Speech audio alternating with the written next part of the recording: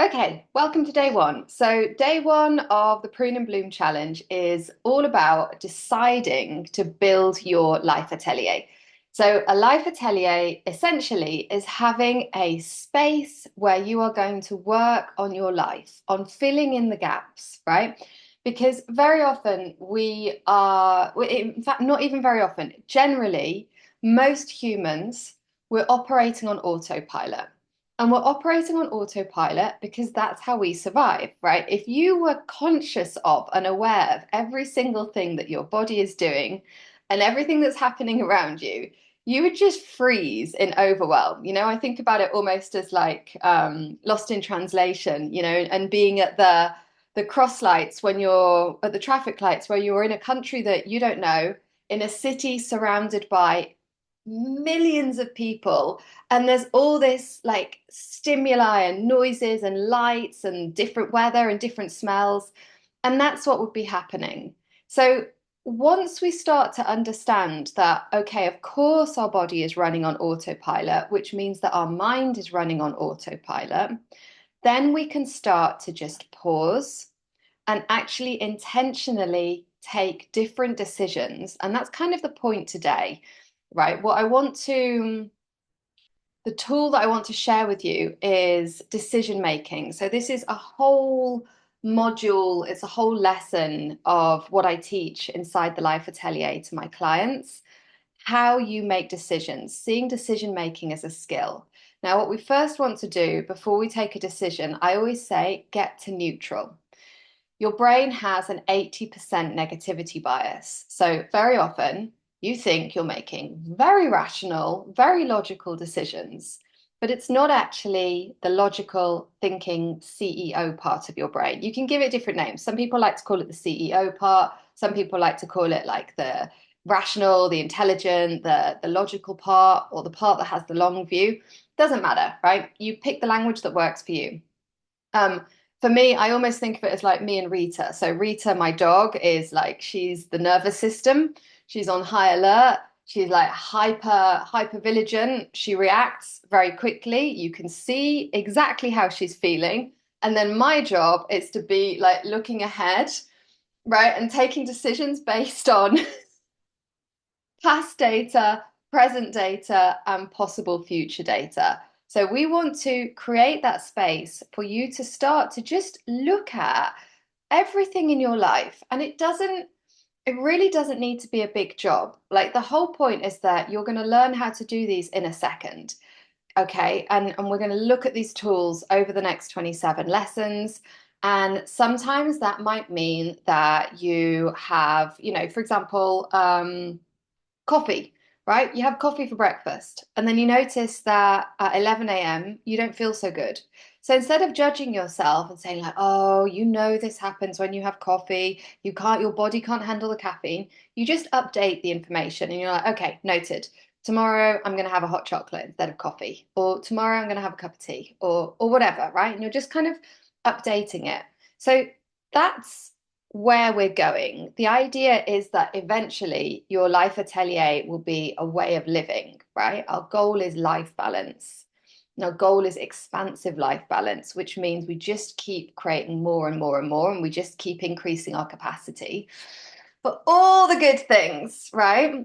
But right now, we want to support that.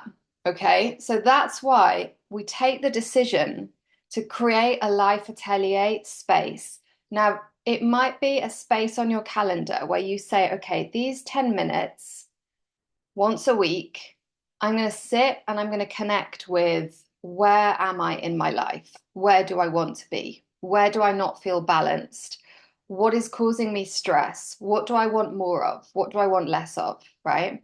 And that's how we then start to pick our focus. It could be that you give yourself a ritual each day, and maybe you start by journaling in the morning. My clients, my community members know that I love to use an app called Otter, and that's something where I just talk to it. So when I was doing a lot of driving, I'd open the app in my car and I'd literally just start talking to it, and I'd be like, okay, this is going on. I feel worried about this. I noticed that I'm reacting in this way. Okay. And like do really this sort of analysis of going through how do I feel in my body? What's going on with my finances? What's going on with my friendships? What's going on in my love life, right? All of these things. And just even speaking and saying it out loud makes a massive difference. You create clarity that way. Okay. Now I'm kind of getting back into journaling actually. So again, the point of the Life Atelier is that it's in seasons and you're looking at what do I need right now, okay? And letting yourself take the decisions from a place of honesty, of getting to neutral, making sure your body, your nervous system is calm, it's regulated. We're going to look at how to do that later. But today, I just want you to think about taking the decision to build your life atelier, to commit to this challenge. If you are already inside the studio and you're already a member, to commit to using the resources, right? To if you have been feeling guilty because you're not going through the material, drop the guilt. Let's swap the guilt and put curiosity and look at, okay, why haven't I been using the material? Maybe it's just I thought it would take longer or I just forgot, right? So let's put that space in. If you're in the self-study, put that space in your calendar. I'm going to go do that before anything else. Pause now, schedule it. And then if you're in the studio with live calls, go check the calendar. Make sure that you've RSVP'd, okay? And just let yourself. I made a commitment 2 years ago, I think, where I said that any opportunity I have to get coached, I will take it, okay? And that decision meant that on Tuesday, when I really felt that I had too many things to do and it wasn't a priority to get coached, I've got all these other things. I remember, no, I took this decision when I was neutral, when I was feeling good, when I was feeling calm, to always get coached. So I went and got coached, and I got coached for 5 minutes, right? And we solved my problem. We unblocked an enormous issue that I had in 5 minutes, right? So don't struggle. It's not smarter to do stuff on your own and struggle, right? Use the resources, whether it's this free challenge or it's your membership or it's other resources.